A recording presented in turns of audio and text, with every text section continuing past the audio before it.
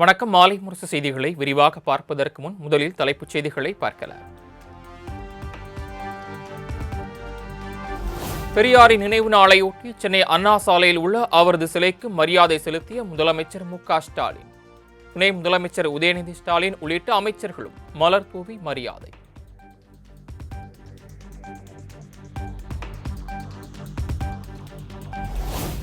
பெரியார் எனும் பெருஞ்சூரியனை திருடவும் முடியாமல் தின்று செரிக்கவும் முடியாமல் திண்டாடும் பகைவர் கூட்டத்தின் வஞ்சக எண்ணங்களை வீழ்த்திட ஒற்றுமை உணர்வோடு நின்றால் என்றும் வெற்றி நமதே. பெரியார் நினைவு தினத்தையொட்டி முதலமைச்சர் மு.க.ஸ்டாலின் எக்ஸ் தள பதிவு.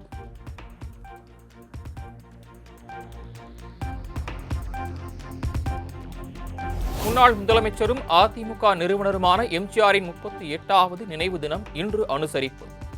சென்னை மெரினாவில் உள்ள அவரது நினைவிடத்தில் மலர் வளையம் வைத்து பொதுச் செயலாளர் எடப்பாடி பழனிசாமி மரியாதை.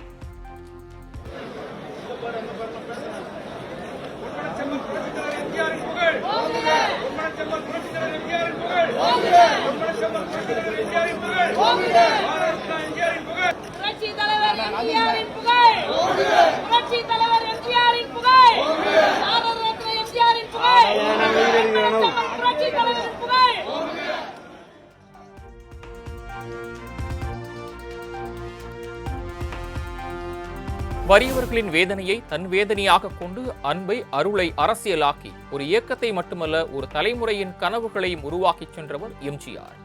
திராவிட இயக்கத்தின் திரைமுகமாய் எளிய மக்களிடம் கொள்கைகளை கொண்டு சேர்த்த பேராளுமை என அதிமுக பொதுச் செயலாளர் எடப்பாடி பழனிசாமி எக்ஸ் தளத்தில் பதிவு.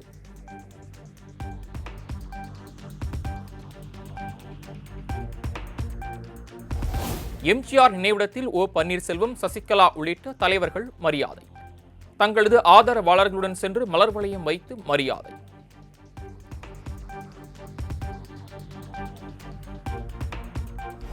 எம்ஜிஆர் நினைவு தினத்தையொட்டி அவரது நினைவிடத்தில் திருநாவுக்கரசர், தமிழிசை ஆகியோர் மரியாதை. எம்ஜிஆர் நினைவிடத்தில் இருவரும் பரஸ்பரம் நலம் விசாரித்துக் கொண்டனர்.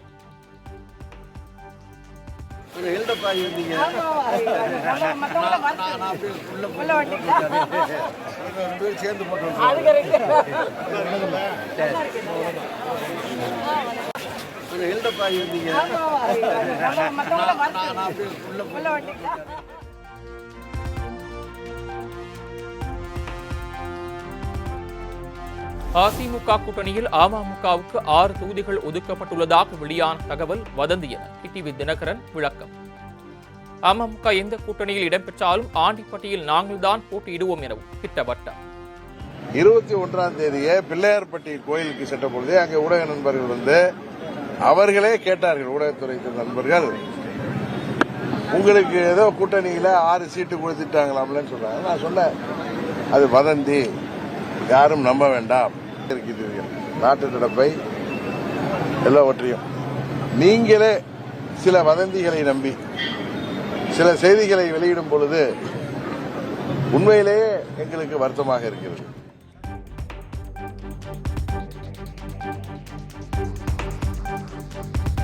சுமார் 34 கோடியில் மல்டி ஆக்சில் கொண்ட 20 அதிநவீன குளிர்சாதன சொகுசு பேருந்துகள் கொடியசைத்து பேருந்து சேவையினை தொடங்கி வைத்தார் முதலமைச்சர் மு.க.ஸ்டாலின்.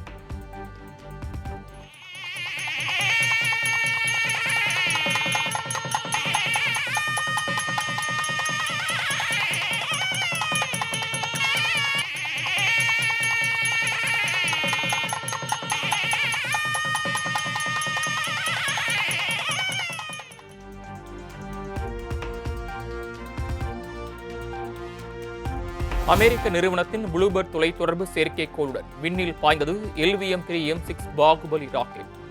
இதுவரை விண்ணில் செலுத்தியதிலேயே 6100 கிலோ அதிக எடையுள்ள செயற்கைக்கோளை ஏவி இஸ்ரோ சாதனை. 1-0. Both S-200 motors are normal. The rocket is beautifully searing through the bright Sriharikota sky. Plus 20 seconds. LVM-3 M6 rocket का सफलतापूर्ण उत्थापन द्वितीय प्रमोचन मंच से और अपनी उद्दिष्ट कक्षा की ओर बढ़ चला है. LVM-3 1-0.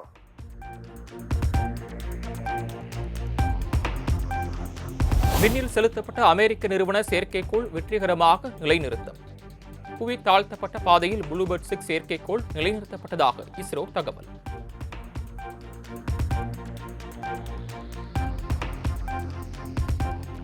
சென்னையில் ஆபரண தங்கத்தின் விலை சவரனுக்கு 240 ரூபாய் உயர்வு.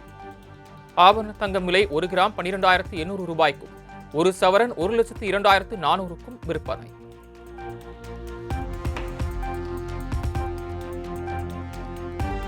சென்னையில் சில்லறை வர்த்தகத்தில் வெள்ளி விலை வரலாறு காணாத அளவுக்கு உச்சத்தை தொட்டது.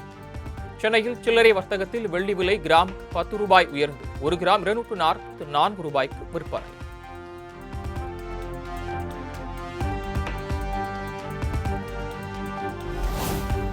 ஓபிஎஸ்ஐ அதிமுகவில் இணைப்பது குறித்து எடப்பாடி பழனிசாமி தான் முடிவெடுப்பார்.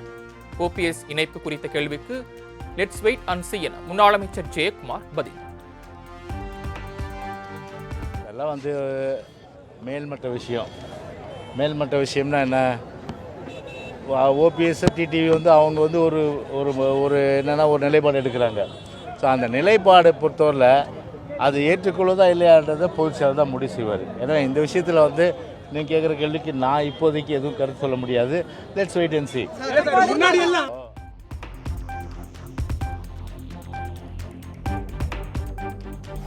ஜெயலலிதாவின் மகள் என தன்னை கூறிக்கொள்ளும் பெண் ஒருவர் அதிமுக தலைமை அலுவலகத்திற்கு விருப்பமனு வழங்க வந்ததால் பரபரப்பு. விருப்பமனு அளிக்க வந்த பெண்ணை கண்டவுடன் அலுவலகத்தை விட்டு வெளியேறிய முன்னாள் அமைச்சர் கோகுல இந்திரா.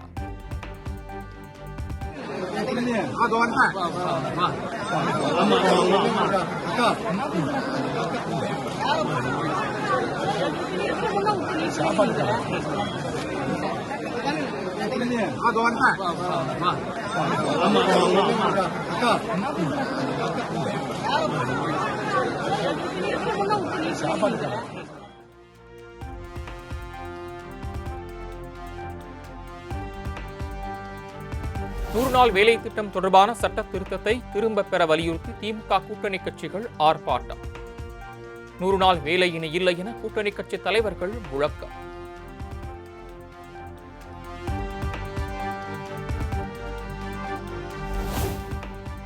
சென்னை விமான நிலையத்தில் குழந்தைக்கு ஆதார் இல்லை என்பதால் விமானத்தில் பயணிக்க அனுமதி மறுப்பு. மத்திய தொழில் போலீசாரிடம் வாக்குவாதத்தில் ஈடுபட்டு விமானத்தை தவறவிட்டதால் பரபரப்பு.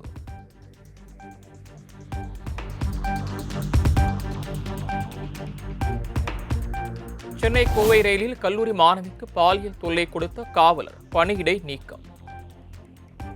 கோவை ஆர்எஸ்புரம் காவல் நிலைய காவலர் ஷேக் முகமது மீது கல்லூரி மாணவி வீடியோ ஆதாரத்துடன் புகார் அளித்ததை அடுத்து நடவடிக்கை.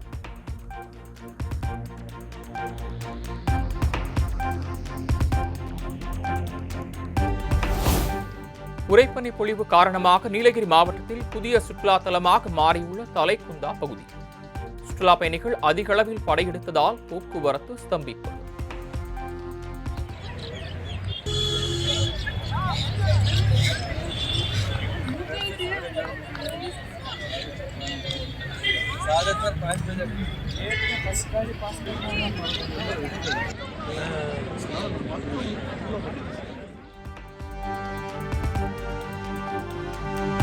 எல்லை தாண்டி மீன்பிடித்ததாக மீனவர்களை கைது செய்த இலங்கை கடற்படையினர்.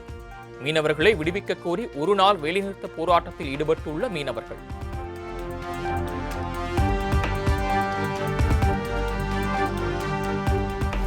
ஸ்ரீரங்கம் ரங்கநாதர் பெருமாள் பகல் 10 உற்சவத்தின் 5ஆம் நாள் விழா கோலாகலம். சிவப்பு பட்டு அலங்காரத்தில் எழுந்தருளி பக்தர்களுக்கு காட்சியளித்த நம்பெருமாள்.